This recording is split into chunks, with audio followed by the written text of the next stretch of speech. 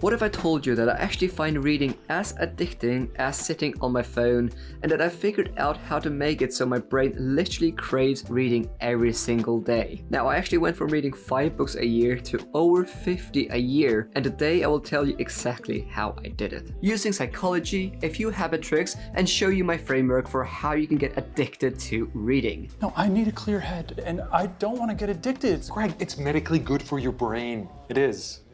Come on. If you struggle with reading, it's not entirely your fault. First, school has taught us that reading is homework. You are rewarded for analysis, essays, and extracting meaning, not enjoying the story itself. So we grow up thinking that reading has to be deep to count. And then we enter a world of distractions, TikTok, YouTube, constant notifications, all offering short, fast dopamine hits. Don't worry, these are for training purposes only, okay? Now, reading by comparison feels slow, and then finally, there's this weird cultural guilt as well, isn't there?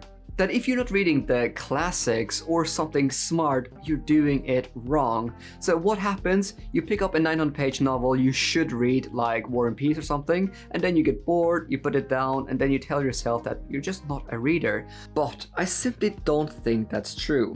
With a bit of work, you can teach your brain to start craving and loving reading. And yes, that even includes you that doesn't feel like a reader. My cupbearer can read better than you. Now that we understand a bit more about the external factors that might have an impact on us not getting addicted to reading, let's dive into our brains so we can actually understand the science behind getting addicted to reading. Want to cook? Basically, addiction is a predictable neurological pattern that your brain repeats when it finds something rewarding, and that includes reading as well, if we know how to set it up right. So let's break it down. Now, most addictive behaviors, whether they're healthy or harmful, follow a cycle called habit loop, which is a concept popularized by Charles Duhigg in The Power of Habit. Now, it goes like this. You have a cue, then you have an action, and then you have a reward. So for example, something triggers you, which is the cue, then you respond, which is the action, and then you get the hit of dopamine, which is the reward. Now, if the reward is strong and immediate enough, your brain tags that behavior as valuable and wants you to repeat it again and again and again. Now, the key player here is dopamine, which is a neurotransmitter that plays a central role in motivation and habit formation. Now, contrary to what many people think, dopamine doesn't just spike when you experience a reward, it also spikes in anticipation of one. And that's what makes you want to keep on going. So if you want to get addicted to reading, you have to create conditions where your brain expects and gets frequent dopamine hits.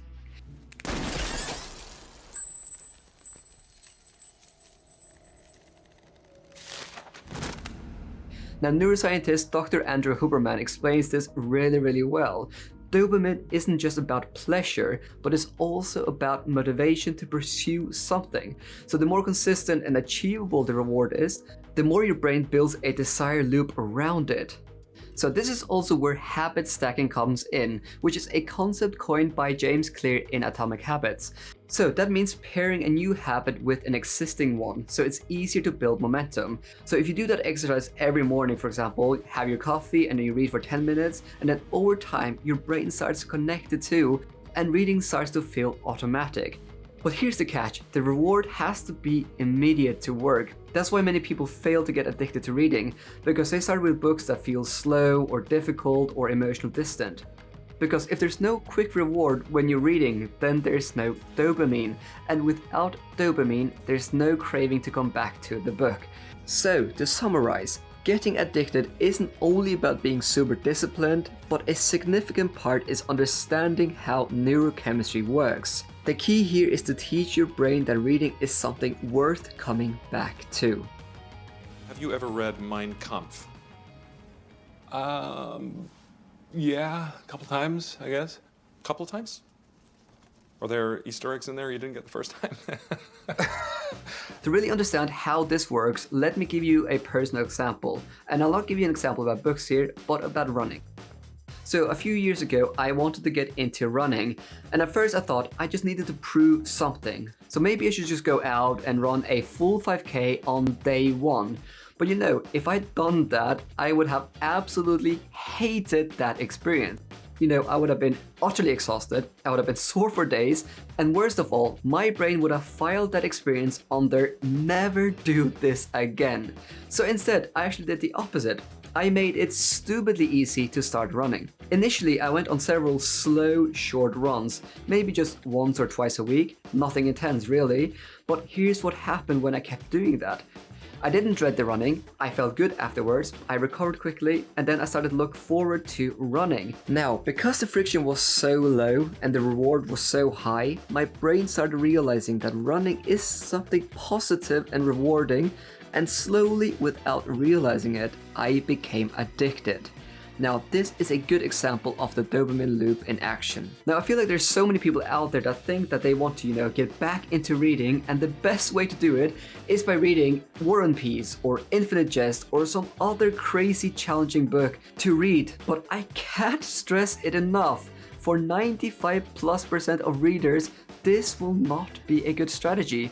Just like how it's not wise to start running by doing a marathon, or you wouldn't go to the gym and just start by bench pressing 100 kilos without any training, it is similarly also not wise to start with books that even avid readers find challenging to read. Count of Monte Cristo by Alexandre Dumas. If you sit down with a 900-page epic and you expect yourself to grind through it like a school assignment, your brain is going to resist. There is just so much friction when you do that, and the reward to your brain is too delayed or potentially non-existent. But if you start small, like a chapter a day of a fast-paced, plot-driven book, or just 15 minutes of an audiobook when you're doing a walk, for example, you're teaching your brain to enjoy the process and you'll get more frequent dopamine hits, which is so important. Now, once your brain starts to understand that reading is actually a reward, you won't have to motivate yourself to read more, but rather it will naturally become something you start wanting to do more, and that is really the goal. You really want to try and avoid making reading feel like a chore, but rather try and associate it with something positive, so you start getting hooked on that feeling of reading. Now, there's a reason why there's a significant focus on, for example, making sports fun in school. Why? Because that is the easiest way to get people to exercise. If they find it fun, they're much more likely to do more of it. And it's the same with reading. If you can make reading enjoyable and increase the dopamine to our brains, then we will want to keep returning to it. So, the ultimate question, how do we actually do that? Can you read? So now we understand why so many people struggle to read, and we do also understand a bit better how our brains get addicted to certain things. So now let's discuss some strategies that will allow you to start associating reading with dopamine, which will be a key to help you becoming addicted. And it really starts with you building a momentum. Go on. Don't stop reading to me. Sir. Next page! So let's get into my 5-step framework that I think will really help you fall in love and get addicted to reading. And I'll put the 5-step up here and I'll go through them now. So step number 1, you need to make time to read. Now, I know what a lot of people are probably thinking right now watching this video. Okay, fine, reading might become addictive, but I just don't have the time. Now, look, I get it. I recently became a father and I can totally relate to, having a full-time job, having family and stuff like that. Life is busy. But let me tell you this. You don't need hours of uninterrupted silence every day to build a reading habit. In fact, reading for just 15 minutes a day is enough to get you through a book a month approximately. That is 12 books a year, more than most people read every year. And if you can carve out around an hour a day, even if you split it into chunks, you'll be on track to read 40 to 50 books a year easily. Now, the key here is to make reading accessible, frictionless, as we already talked about. This is all you need to know. Anything else will make you sick, crazy. And one of the simplest tricks is that you can simply just always carry a book or a Kindle, which I find easier, with you. Now, you'd be amazed how much time opens up if you swap scrolling on your phone for reading, for example. You know, when you're in a waiting room, or you're on your commutes, or if you're having a lunch break on your own, you have so much time to read. And now, personally, I love reading in the evening. It just really helps me wind down and escape the noise of the day. But for others, maybe you're watching this video, and for you, it works actually better to read before you get to work, even if it's just a chapter or a coffee, for example. The point here is this: you don't need to overhaul your schedule, you just need to create a small opening throughout your day, you know, little cues where reading becomes the default instead of reaching for your phone. And once those moments start adding up, you'll be shocked by how much you can actually read without ever feeling overwhelmed. Genuinely, think about this: 50 minutes a day, you might read a whole book every month. You read a few lines, ready to blow up the world, chop heads off, destroy authority. I know. I've been through it all. Step 2. Choose books that hook your brain. Now, one of the biggest mindset shifts that helped me fall in love with reading was again this: reading doesn't have to be deep. I know, it's a shocker. It just has to be fun. Like that's ever gonna happen. But what does that mean in practice? Now, if you want to become addicted to reading and you want to read these amazing classics and thick books that everyone talks about, then I think it's crucial you learn how to embrace fun and enjoyment in reading. Now, at this stage you're in here where you're just trying to get addicted, I don't think you need to extract, you know, lots of meaning from every paragraph, and you don't need to annotate or analyze or feel like you're learning something life-changing in every single chapter. I think that it's really important that you understand that reading can be indulgent, it can be escapist, it can be chaotic, and yes, it can even be kind of trashy. That is totally fine, especially if the goal is just to become addicted to reading. In fact, I would even say it's necessary if you want to build that habit. You want books that keeps your brain coming back for more and more and more. This is not myth.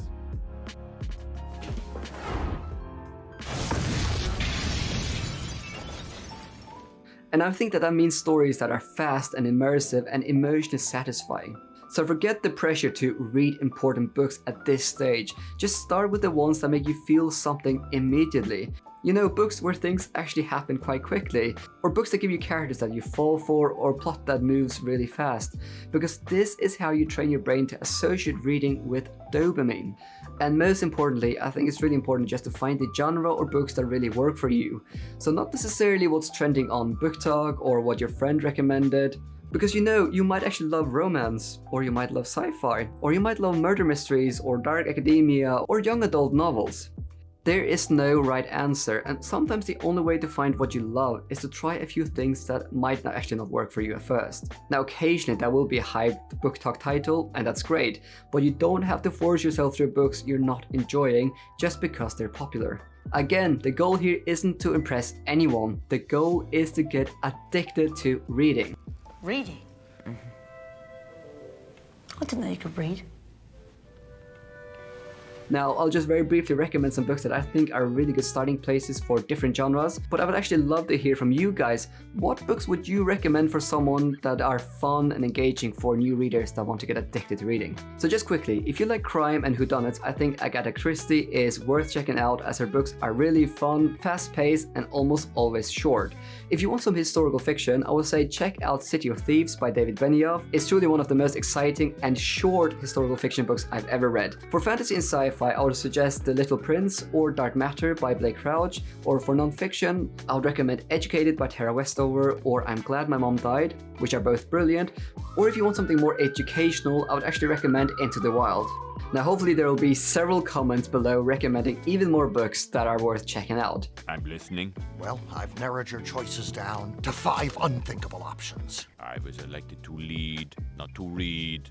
Number 3. But here, I've intentionally chosen shorter books simply because whenever you finish a book, you feel a real sense of accomplishment, which again adds to the dopamine rush and helps enforce that habit.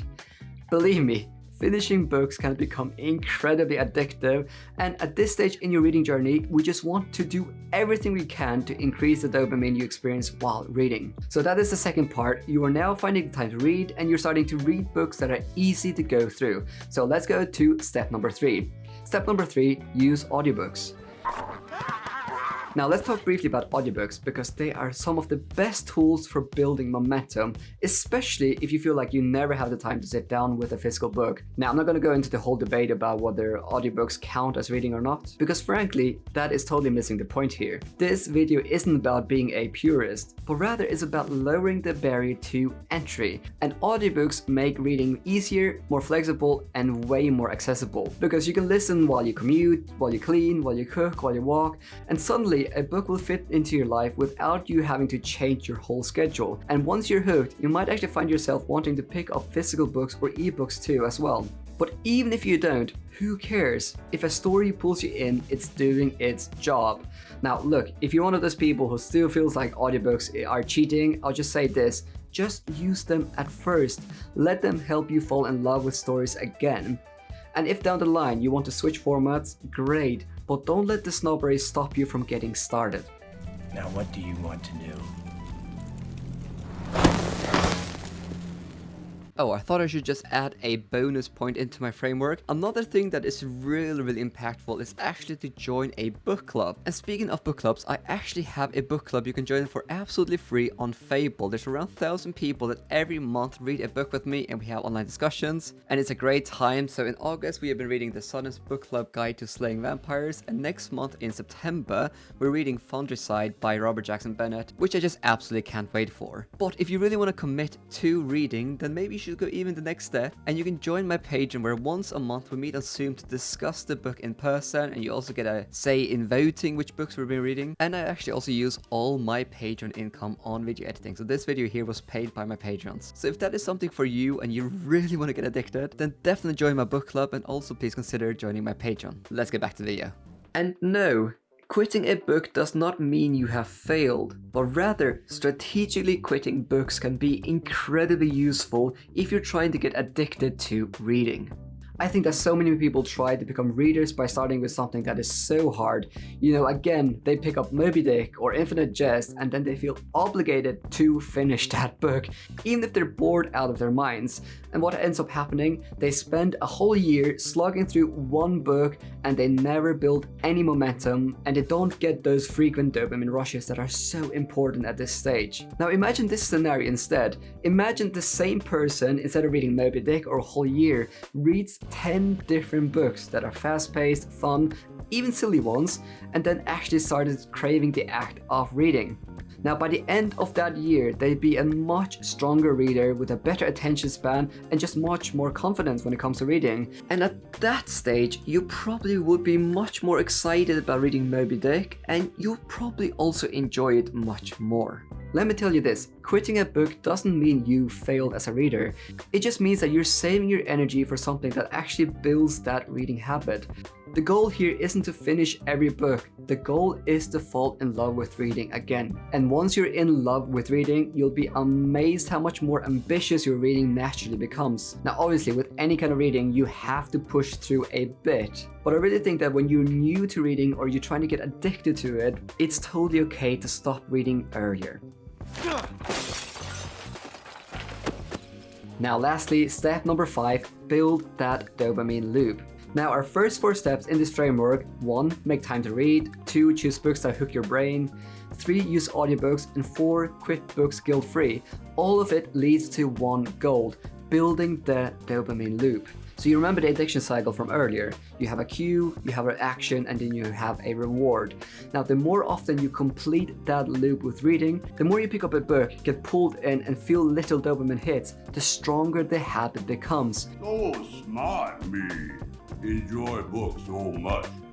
And just like any other habit, it compounds. The first few weeks might feel slow and your dopamine rushes might not be as high as when you're watching like a TikToker, for example, but eventually, believe me, it will click. You will start thinking about your book during the day, and you will start looking forward to those quiet moments when you can finally read again. You will start prioritizing reading naturally because you will start to notice that your brain wants it because you have repeatedly given your brain these little dopamine hits every time you have been reading.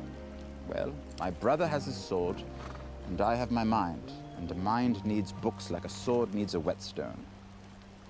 That's why I read so much Jon Snow. That's what happened to me. I didn't become a reader by pushing through the hardest books or setting impossible goals. I just created a system where reading felt good, and I let that feeling repeat itself again and again and again. And now I don't have to trick myself into reading because I'm already addicted. And I think that you can do the same. Just start small, make it easy, make it fun, and once the loop kicks in, the habit will build itself, and then you'll also be much better able to tackle these long and challenging books. Now, if you want more book recommendations, and also a lot of shorter or longer ones, I'll recommend checking out this video.